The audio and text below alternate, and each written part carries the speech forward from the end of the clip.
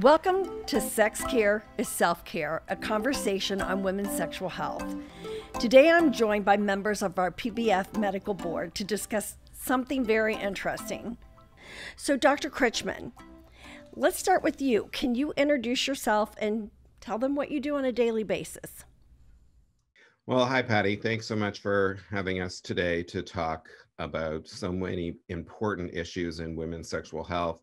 I'm a sexual medicine gynecologist. I am in clinical practice as well. I have 4 offices that I rotate through. I see high-risk women who are at risk for cancer or those who are dealing with cancer on a regular basis, plus those who have chronic medical conditions. In addition, I'm a professor at the University of California, Irvine, and I also supervise the residents. But one of my most honored positions is I am the chair of the medical board of the PBF. I get to work with wonderful women like yourself and the rest of the MAB to help, bring women's sexual health to a new frontier and dispel some of the myths and mysteries and really empower women on a day-to-day basis to take control over their bodies, their sexual health, and their general health in general. So it's really exciting to be here with you to chat about some really important topics. And thanks so much for having us. Thank you. Cheryl? Hi, Patty. I echo Michael in saying what an honor it is to be here. I love my colleagues and I love the topics and the importance to women's sexual health. I am a clinical psychologist. I have a division of behavioral medicine in an OBGYN department, which allows the sort of the biopsychosocial model, which we'll talk about later, of multidisciplinary approaches to women's health and women's sexual health. So I provide the psychological help to women who have GYN and other medical issues.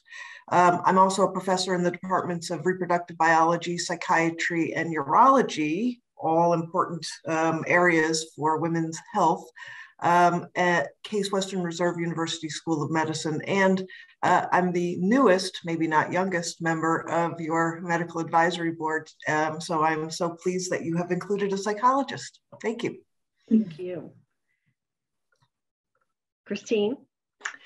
Well, hello, everyone. I am also going to echo words that have been said. I'm very honored to be included in this esteemed board of colleagues. I'm honored to provide education to women that hopefully can then be disseminated even further. I think that's the greatest power of this Women's Health Foundation, is the ability to disseminate the education. So I'm very grateful to have that honor.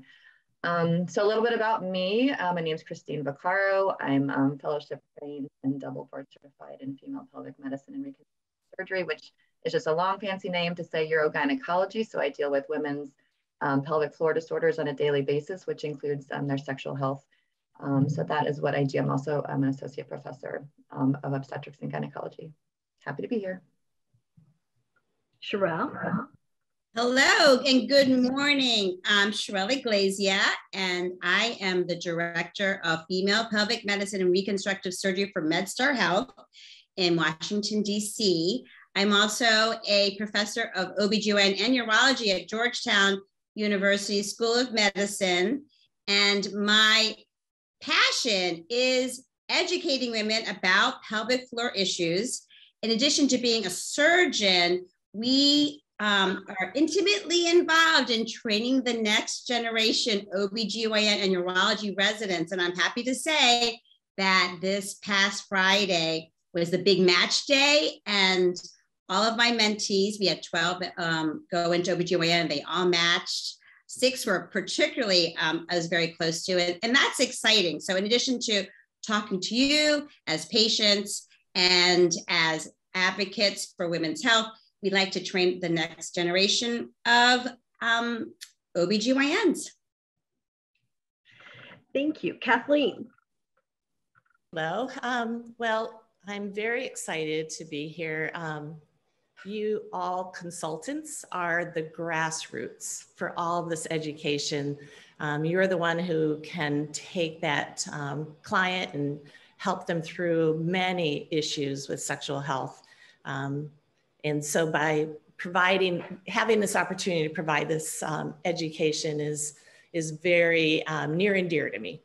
I'm a doctor of physical therapy and board certified in pelvic health. I've been doing pelvic health for 30 plus years. And presently I'm the director of pelvic health education and program development in Cincinnati, Ohio. Wow, I'm going to tell you, I am just so honored to have all of these doctors talk with us today. They are committed to giving all of you this information and resources that you need to help your business and to help your customers thrive. I'm proud of all of you.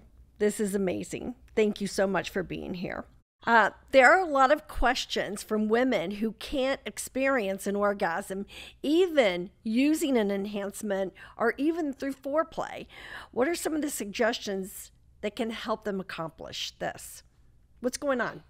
Okay, so I think we're going to the meat of the matter here when we talk about the clitoris. And so there is such a thing as primary anorgasmia, and Cheryl can talk about that. That's a diagnosis where you've never had an orgasm. And then there's the secondary anorgasmia where you've had orgasm in the past, but you're no longer having them.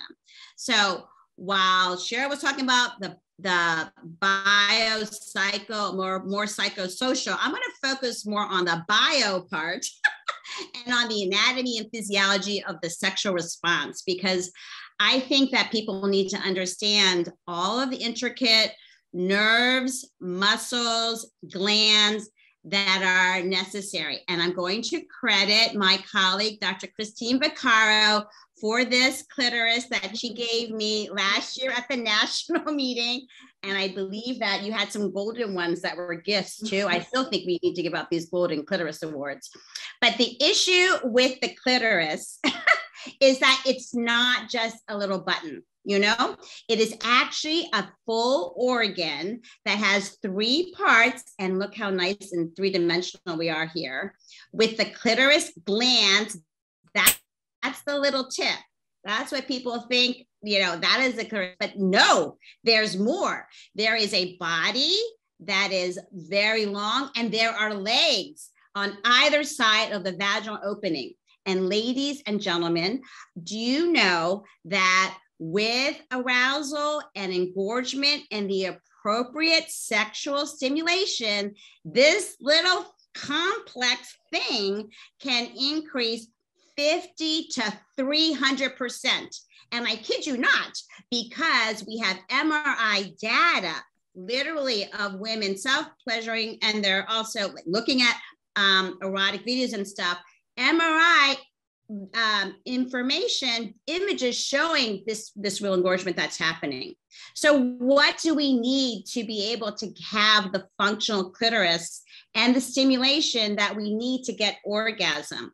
Well, blood flow.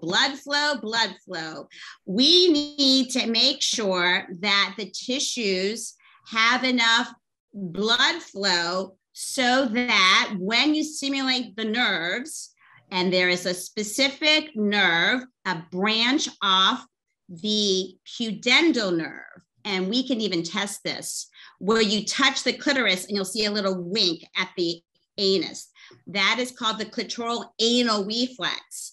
All of this is intimately involved with sending signals through the nerves to the spinal cord, the dorsal root ganglion, back up to the brain and the pleasure centers of the brain to give you that sense of well-being. And then the physiological things that can happen with orgasm, which are transudative lubrication and excitement that can lead to actual contractions of the muscles surrounding the vagina. And some women will, with orgasm, will actually get a squirt, a little transudative squirt through some of the glands that are around the urethra and in the vagina itself. Sometimes that can come out of the bladder and it's related to urine, and there could be some bigger gushes that way. But the fact of the matter is, you need to have all of this, the anatomy, the nerves and the muscles, and the important neurotransmitters. Some of these are like nitric oxide, vasoactive intestinal peptide, things that cause engorgement and blood flow in order to occur. You also need to have a clitoris that's not covered over or damaged. So that's why I was talking about when you get some of these labiaplasties and some of the things that I fear young girls particularly, and even some postmenopausal women, they want to unhood the clitoris. They want to take off the skin that covers the body. That's really not good because a lot of nerves are coming in that direction. You want to trim up the lips, but then those lips kind of converge at the bottom. That's called the frenulum. So there's a hood, and then there's underneath this little glands, there's a frenulum. When you cut into that area and unroof things, not only can you affect the blood supply to this very important organ, you can also damage the nerves or specific branches of the pudendal nerve. So all of this comes into play, and it makes it a little bit harder when you become menopausal because things resorb. Estrogen levels make it so that the skin on the outside, as well as the lining of the vagina, really thin out. And that's when Dr. Kingsberg, and I know Dr. Vaccaro is going to be talking about this next, it's really important that we keep that tissue kind of healthy with some local estrogen. And there are many other formulations. And I know we've done several podcasts on this, and Christine will talk about it again, but it's important to keep that healthy and sort of thickened because you want to maintain that blood flow and that ability to get the engorgement and hence the transudative lubrication that's necessary to have a pleasurable sexual experience. Now, I mean, orgasm is not the be all end all, although it is very nice to have. There's different models of sexual response. There's this linear model, almost like point and shoot, with excitement plateau, orgasm resolution. And then there's a circular model with just, all of this arousal, desire, everything that comes into a sense of well-being is also really important. I know, Cheryl, you would want me to focus on that circular model of sexual response, but my goal here was to talk about orgasm. So we're going to still talk about it. I don't know. That was a long answer to your question, which was, what do you do when you can't get orgasm?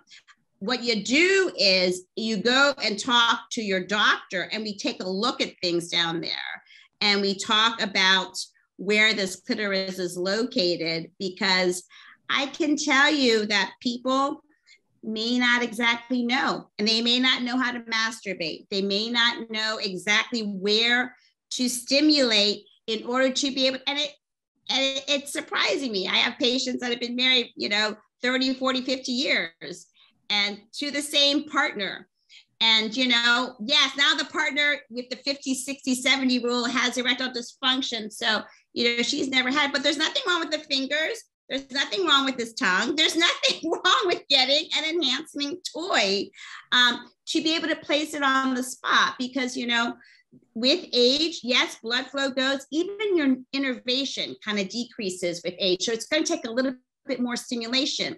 As Cheryl said, you're going to be a little bit more creative and, in order to be able to achieve it, but it is totally achievable. And it's definitely bliss when it happens for a lot of people.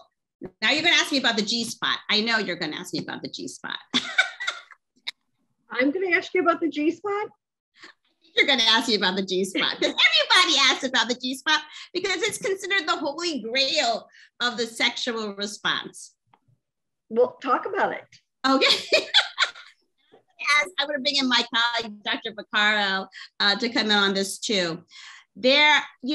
Most people get orgasm with clitoral stimulation.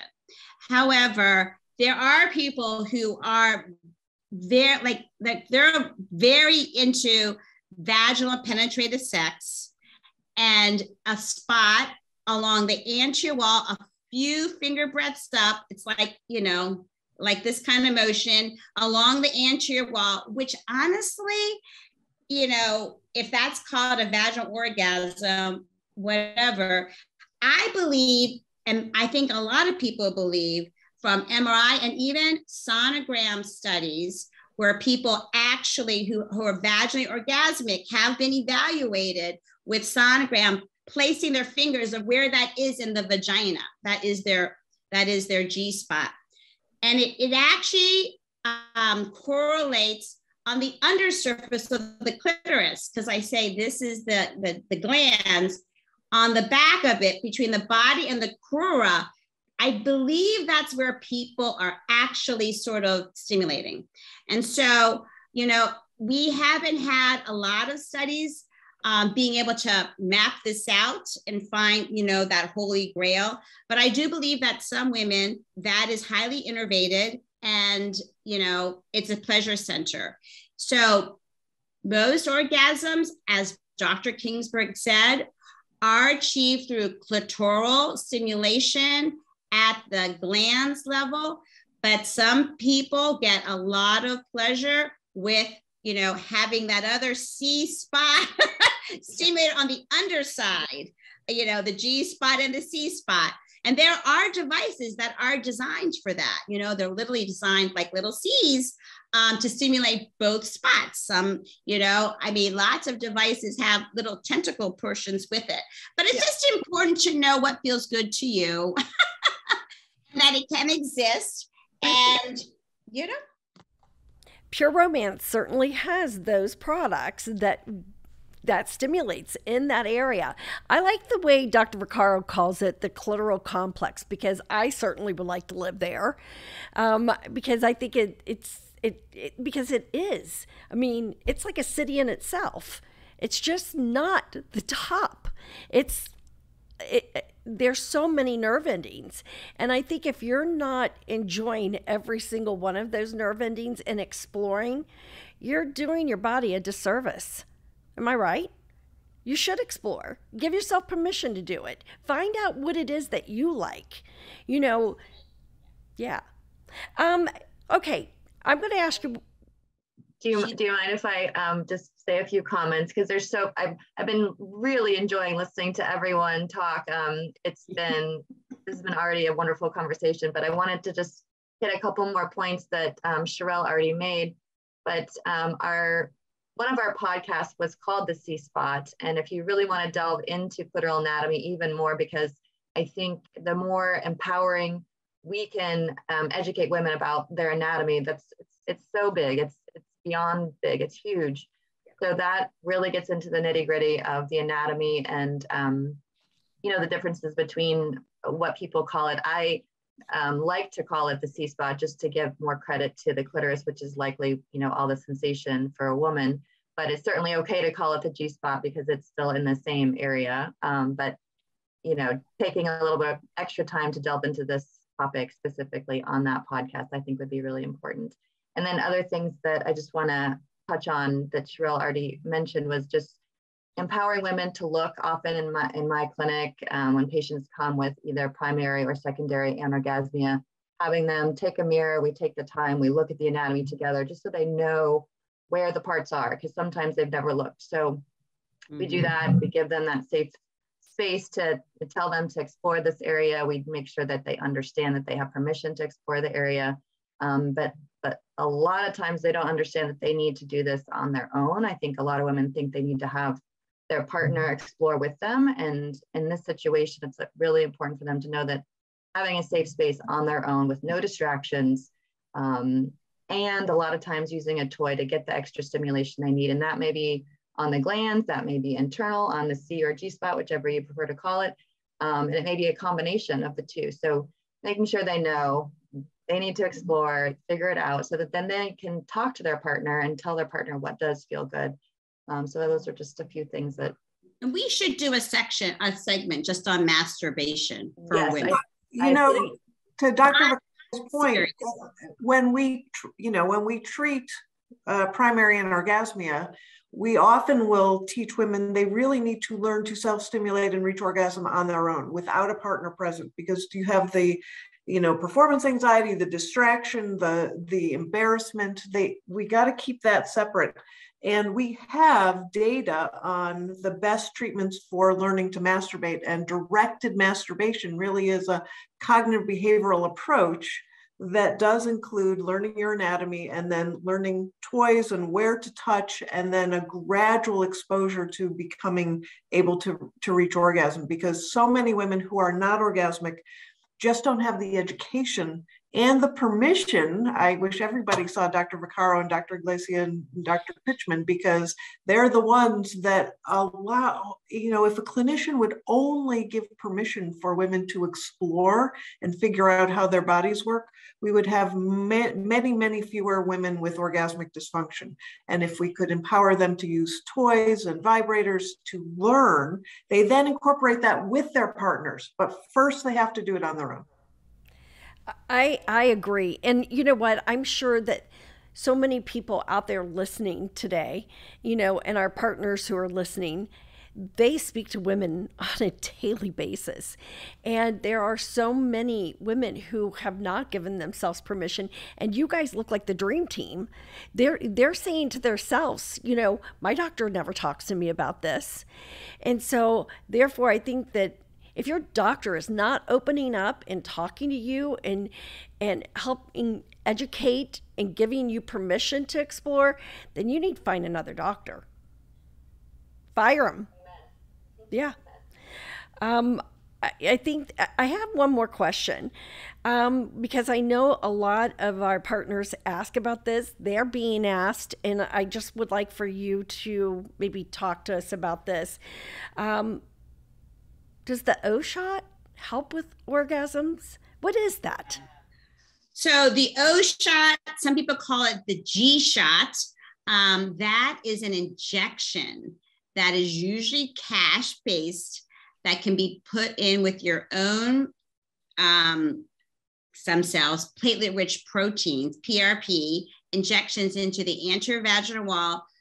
And some people are using hyaluronic acid and other fillers, but there is, I want to just say, Patty, no data on the efficacy. There are some proprietary, in fact, the word O-shot is a proprietary thing for the doctor who kind of sort of like invented it, but we don't have sham controlled studies for it. And I would shy away from it. Honestly, I've seen people inject some things and then these people get little, not abscesses, but little not pleasurable bumps along their anterior vaginal wall. And we have to go in and remove that stuff. So buyer beware on that. We need some data. Obviously, platelet-rich plasma, it's also called PRP, has been used in the orthopedic literature for inflammation. Now, whether or not that's going to be helpful for orgasmic dysfunction or for stress incontinence and the stuff that, the accidental bladder leakage, we don't know. We need some study. We need more data in that. Thank you for asking about it. All right. Patty, can I chime in too on that? Yeah. I think, patients are coming in requesting this. I not uncommonly have them request this. And then I think you have to kind of peel back the layers a little bit to wonder why they're asking. Is it because of a libido issue? Is it because of an orgasm issue? Is it, what is the issue that they're coming in? Is it to enhance their pleasure, or is it because they've lost some function? So just trying to get to the root of why they're asking the question. Did their friend have it? And whatever it was, to kind of understand where they're coming from. But I think to Sheryl's point, we have no data on this. And unfortunately, if there's even, a case series or a small study, there's so much of a placebo effect. So really, we just don't have any good quality data yet to share with women about this. And I would say just remember the anatomy and where the shot is going. So, a lot of the stimulation for most women is external, meaning with their hands or a toy externally, meaning the glands and the body, what they can touch externally. And this shot's going inside the vagina, which there still are some internal clitoral components, but again, most women derive the most pleasure stimulating externally. So just making sure that they understand where they're going to get the most bang for their buck, and it might not be spending their money on an O shot. At least we don't have data to show that yet. But for some women who feel like there is less friction because they do have that pelvic organ prolapse, and that's where they go in and they try to buy all this vaginal rejuvenation stuff, do see a fellowship trained, board certified female pelvic medicine reconstructive specialist, because we have really good data on surgeries that can be used for, appropriate tightening with definite improvement in sexual function, including orgasmic function. So I feel like that needs to be resonated loud and clear rather than going to what we see, advertised. And Patty, I just wanted to jump in before I have to jump off the call. As a tertiary referral, I have seen so many complications from this O-shot. And again, follow the science and follow the data. And really, I can't stress enough about building a proper team, which includes a multimodal team, not only clinicians, but urogynecologists, therapists, psychologists. I just caution people to jump on the bandwagon. And it is concerning to me because I think it's a symptom of a bigger issue, right? And it's a symptom that people are desperate. Women are desperate for solutions. And I'm very concerned that there are charlatans playing on that desperation. And women they want to be orgasmic. They want to enjoy their body, and we need to give them the appropriate education. And, I said it before, I'll say it again. We are not holding the cure to orgasmic response in Beverly Hills in a posh, place that is going to charge you a few $1,000s to improve your orgasm. Science shares breakthroughs. Science shares knowledge. Science shares research. So follow the data. And again, this is your sexuality and your expression of sexual function. And again, I also want to put a caveat and say something, a saying someone always told me is, pioneers get slaughtered and settlers get land. So what that really means is we have to be avant-garde in our research. We have to push limits. We have to explore new frontiers in medical research. And we're way behind in women. And I want to, again, voice my thanks to you and your foundation, because with your support and the support of the consultants, we are propelling that research to a new frontier. But again, we have to explore cautiously and not at the expense of women and their anatomy or their response or their psychological health. So again, good research, follow the data, and really get appropriate information. As Sheryl always reiterates, get good information from your clinicians, from your team, and follow that, because I think it's really important. There are things that we can do, but we don't want to do any harm as well. Michael, to that point, we have ignored one important component to our biopsychosocial model, and that is pelvic floor physical therapy. Yes. And so can we bring Kathleen in for a moment to remind everybody that that also is part of this whole team approach? Because I have to say, pelvic floor physical therapy has helped so many women in a non-invasive way that many women don't know about. Yes, thank you, Sheryl. We will talk a little bit later about pelvic health and pelvic exercise, but just like Sheryl had said, it's all about blood flow. Well, how important it is, it's no longer pelvic floor. We're talking about pelvic health. So we're talking about the full function of the pelvis. We need good blood flow. We need that ability for that muscle to not only contract, but also to relax too.